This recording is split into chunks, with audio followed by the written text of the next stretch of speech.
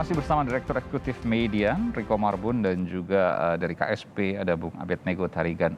Bung Riko, Ya, soal vaksin, ada keengganan, ada keinginan. Ya, Yang mana kemudian ya. klasifikasi Jadi, kedua ini Anda potret dalam survei Anda? jadi yang pertama kita tanyakan Anda percaya atau tidak terhadap vaksin begitu. Nah itu total yang percaya itu kurang lebih 51,1%. Oh, hanya Berarti kan 51 ya? hanya 51,1%. Jadi ini agak mengganggu untuk target herd immunity ya. Oke. Bayangkan yang ragu-ragu aja tuh jumlahnya 38,6%. Ada alasannya Tidak, kenapa kemudian hanya 51 yang ragu-ragu juga besar, apalagi yang tidak mau? ya itu dia. Jadi alasan mengapa mereka tidak percaya terhadap vaksin atau mereka tidak ingin divaksin itu sebagian besar kalau saya melihat dari jawaban para responden itu umumnya terkait dengan disinformasi.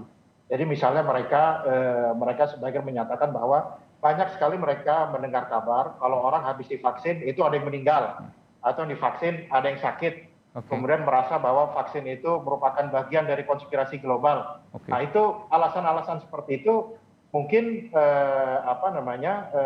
kita lihat kok aneh, tapi ternyata banyak yang percaya. Ternyata banyak ya. Gitu. Ya, saya juga punya Banyak sekali data yang juga, percaya. termasuk dari Anda, Bung Riko. Saya akan tayangkan ini data grafis yang akan menunjukkan bahwa seberapa takut terpapar COVID-19, sangat takut 17%, takut Ya. 33%, bahkan yang terbesar ini biasa saja 39% Ya, yang paling banyak ini. Itu dia. Jadi kalau misalnya kita melihat kan, itu kalau dari data yang kami ambil, memang ini ada disparitas informasi terutama Pulau Jawa dan luar Jawa. Aha. Jadi data-data mereka yang aware itu, mereka khawatir dan lain sebagainya, itu sebagian besar itu ada di Jawa, begitu ya. Tetapi kalau di luar Jawa itu rata-rata mereka masih menganggap ini situasinya easy going aja begitu ya. Oke. Situasinya easy going aja. Nah itu tentu patut jadi pikiran kita bersama. Dan ada satu data lagi menurut saya yang agak penting. Jadi kan pada saat vaksin ini pertama kali digulirkan itu yang ditargetkan pertama kali adalah mereka yang rentan kan, terutama lansia. Tapi yang kita dapatkan di sini data persepsi lansia terutama usia 60 tahun ke atas itu mereka enggan divaksin, takut divaksin dan kurang percaya untuk divaksin. Jadi saya tidak tahu mungkin Pak Tarigan ini yang lebih paham. Pada saat saya membaca misalnya target vaksinasi untuk lansia itu di bawah dari target kalau saya tidak salah ya. Saya mungkin dikoreksi, tetapi persepsi ini menggambarkan bahwa ada tantangan besar. Besar bagi kita semua untuk meyakinkan bahwa strategi vaksin ini salah satu strategi yang tepat untuk segera mencapai herd immunity. Betul, ini bukan tantangan yang ringan, tantangan berat juga, meskipun bukan berarti mustahil untuk dilakukan. Saya ke Bung Abed, kalau kita kejar 70% dari angka tadi yang kemudian dipaparkan dari hasil survei, meskipun ini baru survei yang kemudian belum tentu mencerminkan hal sesungguhnya, karena ini adalah dari media sosial, tapi saya nanti akan tanyakan kepada Bung Riko seberapa meyakinkan hasil survei ini. Apa yang kemudian bisa dilakukan Bung Abed dari pemerintah yang kalau kita lihat memang tingkat kesadarannya masih rendah? Di luar COVID juga memang Indonesia selalu dihadapkan dan seluruh dunia di banyak negara vaksin itu ada yang selalu untuk menolak untuk divaksin, vaksin polio dan lain. Tapi angka kita luar biasa besar. Angka kita ini terkait dengan yang COVID ini juga cukup tinggi, gitu ya kalau dari surveinya Median. Tetapi dengan perkembangan komunikasi dan informasi yang ada sekarang, kami di pemerintah cukup optimis sebenarnya. Dan kita tahu memang kemarin di lansia kan terlalu banyak ya term and condition-nya, harus dan nggak mudah untuk melakukan vaksinasi. Tapi mereka rentan sehingga memang menjadi prioritas kita pada waktu itu. Nah kita tahu bahwa di dalam kecepatan vaksinasi yang ada sekarang, kita cukup optimis untuk bisa meningkatkan laju vaksinasi ini.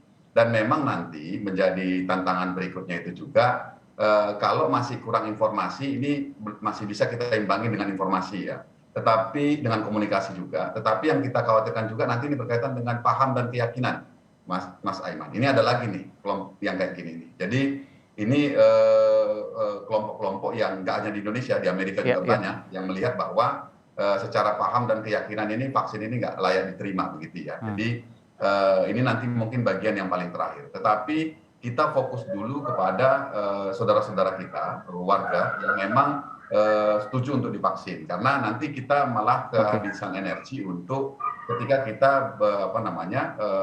terlalu berfokus untuk mereka-mereka yang menolak vaksin. Tadi sampaikan Bang Riko juga kan bahwa misalnya awalnya cuek gitu ya, awalnya nggak takut gitu ya, sekarang udah meningkat kekhawatirannya. Terus kemudian juga dulu nggak mau diketatkan, sekarang lebih mau diketatkan. Dan tentu perkembangan informasi yang ada, termasuk dari media yang secara konsisten memberitakan perkembangan-perkembangan dan kemudian kejadian-kejadian, kami pikir ini akan mempengaruhi kesadaran masyarakat untuk bisa bergerak vaksin. Meskipun ada hal yang juga nggak nyambung juga, ada kecemasan yang tinggi, tapi untuk vaksin mereka ragu-ragu, kan begitu ya? Ya. Ini tentu. Tapi kalau kita lihat nanti ini perhitungan kami sih akan mengalami perubahan ya. Oke, mudah-mudahan. Misalnya statistik menunjukkan kan yang divaksin itu bukan berarti tidak bisa terpapar COVID lagi, tetapi prosentasenya untuk sembuh itu sangat tinggi. Dan ringan biasanya gejala ya? Lingkungan kita bisa kita lihat, beberapa kerabat saya yang meninggal dunia juga setelah saya tanya apakah sudah vaksin dan lain sebagainya, ya memang cukup besar jumlah mereka yang... Dan hari ini ada Menteri BUMN yang menyampaikan bahwa 99% pasien COVID yang meninggal itu belum divaksin. Ini pernyataan dari Menteri BUMN Erick Thohir, itu jelas sekali kemudian disampaikan. Dan ini memang penting untuk menjadi pengetahuan dan kesadaran publik, karena kita tahu bahwa vaksinasi ini kan juga selain kita untuk bagaimana lebih kuat, lebih tahan menghadapi infeksi virus ini, tentu juga berkonsekuensi dengan nanti pengaruhnya kepada sistem layanan kesehatan kita, Bung Aiman. Jadi ini memang penting sekali, artinya waktu tahun lalu, ini sedikit referensi, di beberapa negara di Eropa itu juga jumlah orang terinfeksi itu luar biasa besar. Tetapi kenapa sistem kesehatannya tidak kolaps pada tahun-tahun awal itu mampu? Karena banyak orang yang punya kondisi kesehatan yang baik dan kemudian bisa isolasi mandiri dan seterusnya. Nah ini vaksin ini akan sangat bisa membantu kita untuk bagaimana kita punya daya tahan tubuh yang lebih baik. Tapi lagi-lagi kita akan terus meningkatkan komunikasi dan konsentrasi untuk membuka seluas-luasnya masyarakat yang ingin vaksin untuk bisa segera divaksin. Baik, terima kasih Bung Abed Nego Tarigan dari KSP. Terakhir singkat saja ke Bung Riko. Bung Riko, seberapa hasil survei Anda bisa mencerminkan hasil sesungguhnya?